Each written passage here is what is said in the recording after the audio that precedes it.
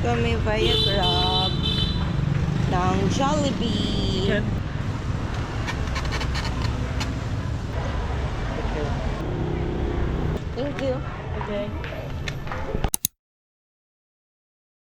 Okay, so nag-book ako via Grab ng Grab Bike. First time ko mag-Grab Bike dito sa Vietnam. And it's only 14.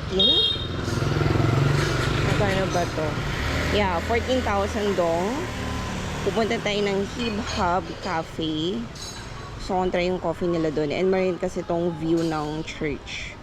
Maambon na guys. Pero wala akong dalang payong. So, malapit na siya. Excited na ako. Ako lang mag-isa. Hindi ko na sila sinama kasi naantok din kasi si Lane. Saka umaambon-ambon. So, today, I decided na mag-isa lang ako mag-explore. And then, we'll proceed na lang siguro tonight. Mag-Hanoi night market kami. Or kung saan naman kami papadpad. Pero ngayon, gusto ko kasi mag-trip shopping. Titingin ako ng mga old clothes, vintage clothes. Madami kasi yan dito sa Hanoi. And then, magko-coffee muna ako. It's 1:23 PM na. Hi, Hip Hub Cafe. Okay. Maambon, pero hindi naman ganun kalakas. Lately all I seem to do is disappoint you. I got blood stains in a cheap suit, but I think that I'm alright. Could you tell me that it's okay if I'm not okay? Going off the deep end, what can I say? I'm feeling low. I'm feeling low. So, we're finally here sa Hip Hub. Ang ganda ng cafe nila. Katapat lang din pala to ng church na gusto kong puntahan. Before we go to the coffee shop. Ay, ang cute ng dog. Hi! Bili tayo ng postcard.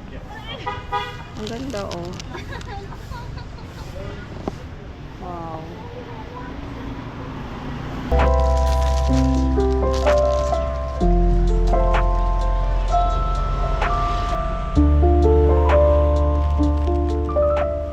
How much for this one?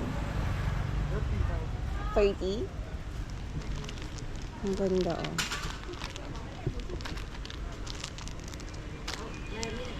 Ang ganda ng color nito. Ayun, oh, madami silang mga pampasalubong.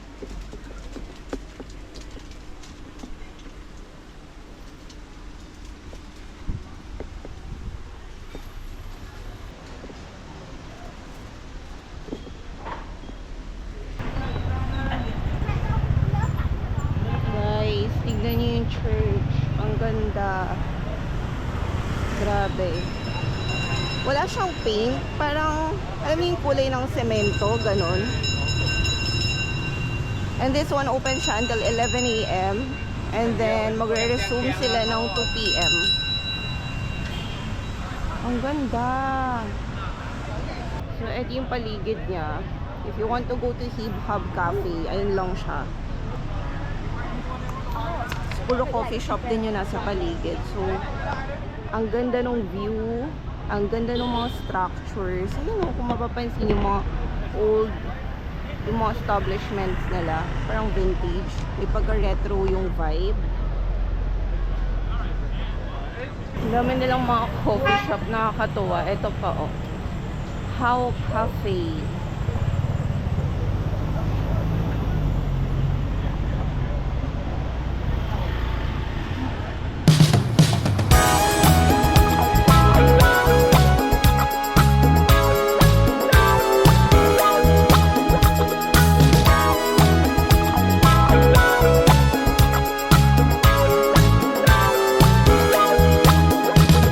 Sugar be sweet, and the world doesn't sleep when you fall.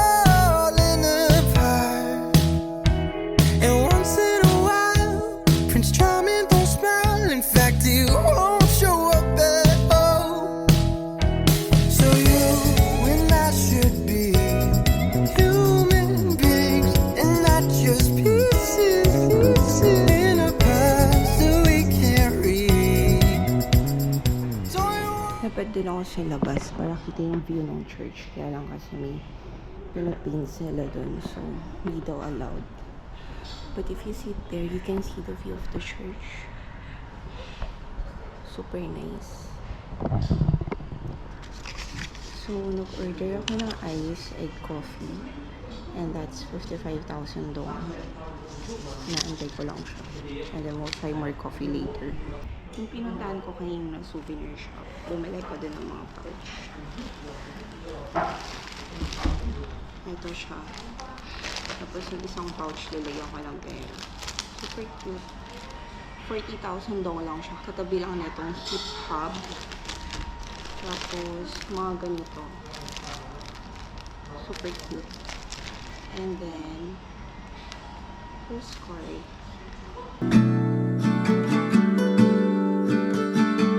Haven't seen my twin brother. I keep missing his calls. It's funny just how easily. So, after mag-egg coffee, punta tayo ng Mint Cosmetics. Ito. 10 minutes away lang siya from here. Actually, nakita ko to nung isang araw. Pero, hindi kasi ako makagala nun since kasama ko nga sila. Baka ma-boring sila.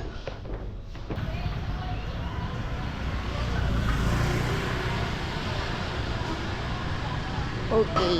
So, 10 minutes away lang siya. Sundan natin tong Google Map.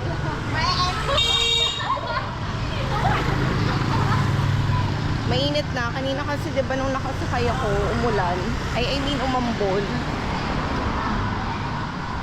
May mga temple din na ganyan. Hindi lang ako sure exactly kung ano yung linyang temple na yan. Pag nandito kayo sa Vietnam, make sure to turn left and right. Kasi grabe dito, lalo na yung mga motor.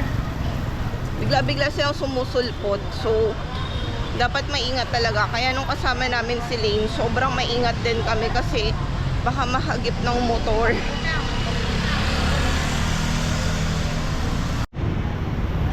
So we're here sa Mint Cosmetics. Ayan. Pero parang siyang pharmacy.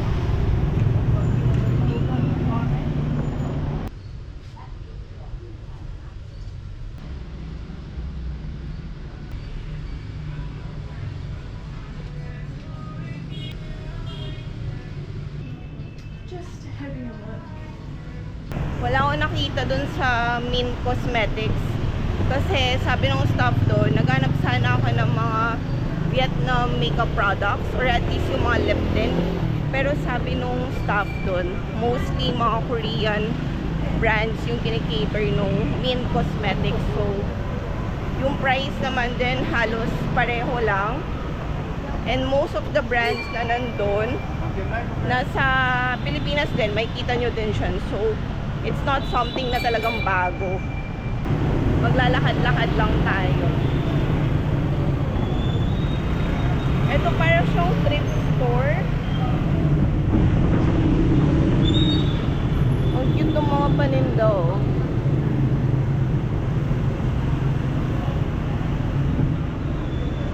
Hindi lang ako sure if open. Oh yeah, thrift store nga siya.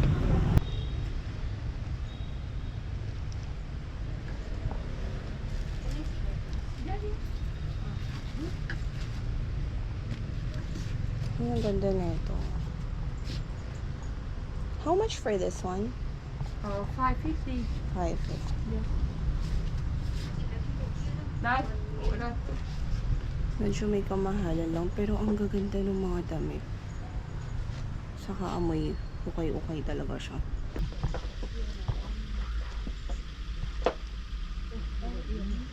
Ay, ang ganda na ito, oh. Parang mga Korean vibe. Yung iba may tag pa. Nice. Mga jumpsuit, oh. Jumper, ang ganda. Oh, this one ang ganda, eh.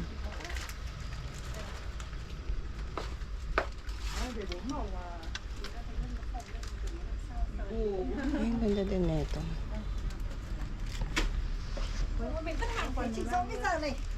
Ito ang ganda pero masyadong bright yung color niya. Còn cái mà màu bạc bạc lúc đầu thì thế. Ito mga recycled clothes. Oh, ang ganda ng mga style. Lấy con kia rẻ hơn. Mấy con này rẻ hơn, đúng con đắt nhất. Không dơ ra mười mấy cái là lấy bao nhiêu? Nice. Ô chiêu. Ha? Cày giường đấy đã. Filipino ka din? Dito ka nakabase? Sale bên Trung em phải Ay, lấy nhá. namamasyal lang din. Bà sẽ đâu em ghép vào mà. Còn khách hàng lâu năm Không không không được bán rẻ nhất phố luôn. Nhưng cái này Kinh không khủng. ở dưới 1 triệu. Em khẳng định luôn đấy.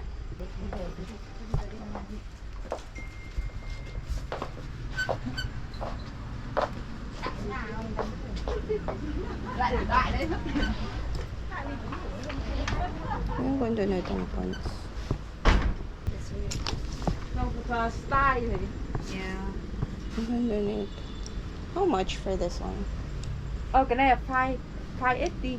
Maybe. Tiếp Ano yung style, oh. 400.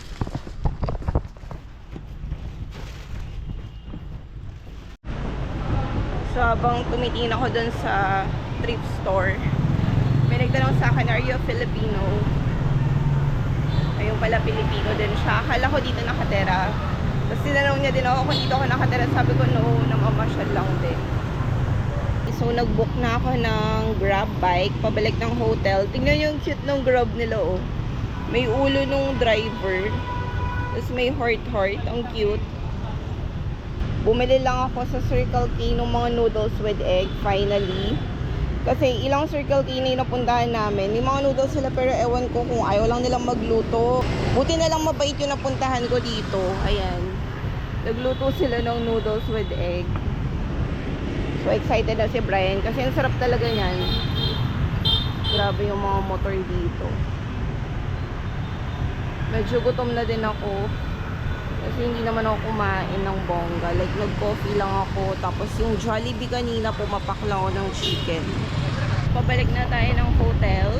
When you were younger, you didn't see things quite the same as you do now.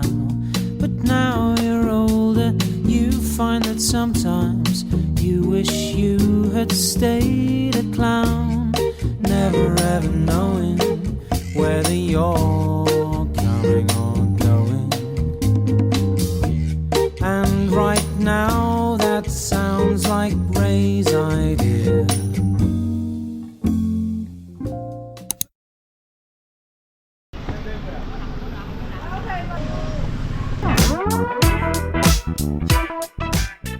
Ganda, no? Ganda ng train station nila. So, abangan natin dumaan yung train. So, dito kami kakain sa Hanoi 1990s. Ayan, nakapag-order na kami. Ito na yung aking egg coffee. Tapos may nagbenta sa amin ng magnet. Ayan. Nantay pa namin yung train. Dito na lang kami kakain.